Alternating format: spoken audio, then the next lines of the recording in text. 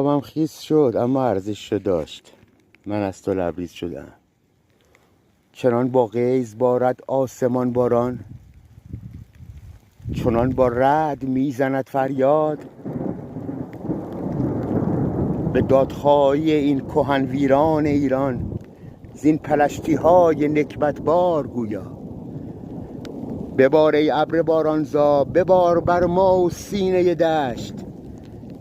دشت سینه ها سیل است، خروشان می کند امید. بشوراند بیابان را، بشوراند خیابان را. سرآمد صبر تاریخش، سرآمد صبر تاریخ.